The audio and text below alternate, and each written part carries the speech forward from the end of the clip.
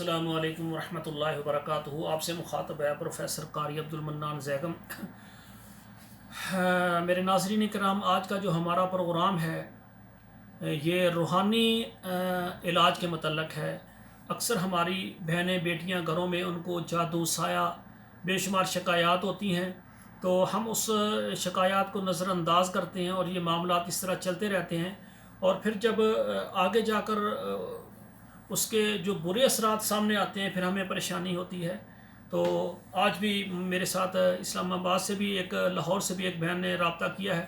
وہ کہتی ہے کہ ہم نے روحانی علاج کروانا، ہم کس سے کریں؟ ہمیں پتہ ہی نہیں کوئی ایسا بندہ ہو جو ان تعویذات سے ہماری جان چھڑائے اور جو شرک اور بدعات سے ان سے بچائے اور قرآن سے ہمارا علاج کرے۔ تو پھر میں نے ان کو بتایا الحمدللہ میں پورے پاکستان میں، تمام عرب ممالک میں، تمام یورپین ممالک میں الحمدللہ جادو کا، سایہ کا، نظر بد کا اور جسمانی علاج طب اسلامی سے، طب نبوی سے کر رہا ہوں۔ تو پھر میں نے سوچا کہ یہ پیغام میں یوٹیوب میں دے دوں تاکہ ہر گھر ہمارا پیغام پہنچے، گھروں میں ہماری بیٹیاں جو پریشان ہیں ان کا مکمل علاج ہو جائے۔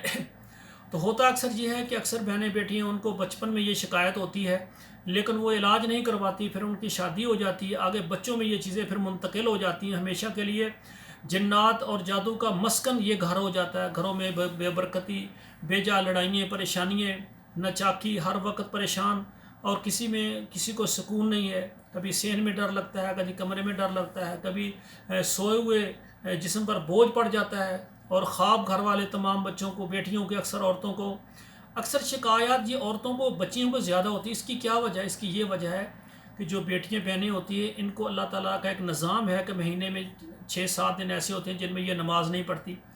یہ جو پلیدگی کے دن ہوتے ہیں، صاف ظاہر کہ بندہ قرآن کو ہاتھ نہیں لگا سکتا، نفل و نوافل اور فرضی نماز یہ بچیاں نہیں پڑھ سکتی، البتہ زبان سے اذکار کرنا، زبان سے قرآن پڑھنا اس کی اجازت ہے۔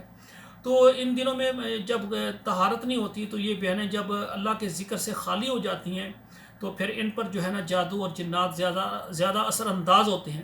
یہ شیاطین، یہ جادو، یہ کفر ہے، یہ اس بندے پر آتا ہے جب بندہ طاہر نہیں ہوتا، پلید ہوتا ہے۔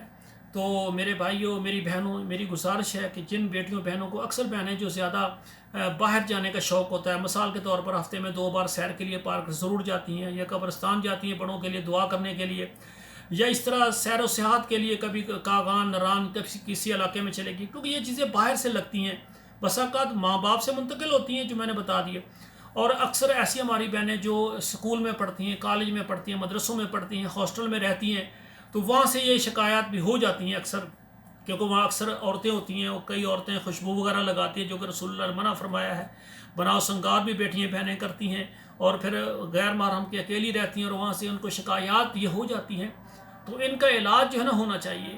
تو اکثر بہنیں کہتی ہیں ہم کہاں سے علاج کروائیں؟ الحمدللہ میں عرصہ 22 سال سے تمام پاکستان اور تمام عرب ممالک اور یورپین ممالک میں علاج کرتا ہوں۔ جس بہن بیٹی کو شکایت ہو وہ میرے ساتھ رابطہ کریں، انشاءاللہ روحانی جسمانی سارا علاج کیا جائے گا۔ بلکہ میں اس کے لیے اسلام آباد کے اندر ایک مکمل مدرسہ بنا رہا ہوں، بہت بڑا مدرسہ بنا رہا ہوں، اور اس میں مسجد بنا رہا ہوں، جامع مسجد خاتم النبیین، اور پھر اس کے اندر جو ہے نا مدنی اسلامی روحانی سینٹر کھول رہا ہوں۔ جو بھائی، جو بہنیں مجھے دیکھ رہے ہیں، اس ادارے کے لیے جگہ کے لیے جو حصہ ڈالنا چاہیں، اور عمارت کے لیے اور اس کے ماہوار انتظام کو چلانے کے لیے جو حصہ ڈالنا چاہیں وہ میرے ساتھ رابطہ کریں۔ انشاءاللہ جو ہم اپنے ہاتھوں کے ساتھ آخرت کا ذخیرہ بنائیں گے، اللہ ہمارے لیے ضرور جنت میں وہ گھر بنائیں گے۔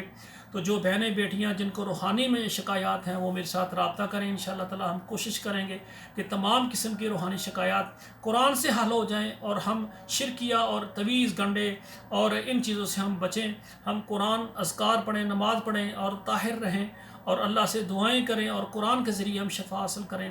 تو آخر میں میری دعا ہے ہماری بیٹیوں بہنوں کے اللہ نصیب اچھے کریں۔ والسلام علیکم ورحمۃ اللہ وبرکاتہ۔